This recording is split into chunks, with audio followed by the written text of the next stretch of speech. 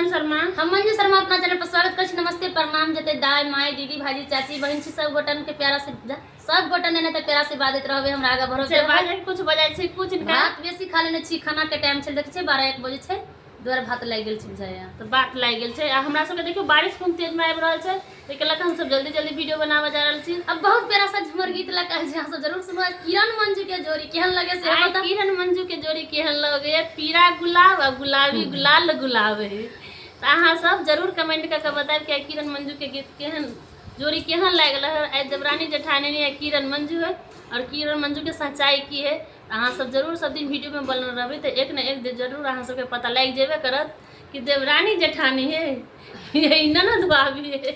अब बहुत प्यारा सा गीत लगा है से झूमर गीत लगा है एकदम बादल गरजे छै लका लकै छै बिजली चमके छै। जल्दी जल्दी हम सब वीडियो बनावे जा रहल छी। पहले जला सखी है बिजुली जगर जय जिया धक धक करैना कि पियबा बसई परदेश जिया धक धक करैना। एकटा गीत नहीं तो सुना देली अहाँ सबके जरूर हमरा वीडियो ने बनल रहू अहाँ सब जरूर देखो। बहुत प्यारा सा झूमर गीत लगायल छी अहाँ सब जरूर सुनू।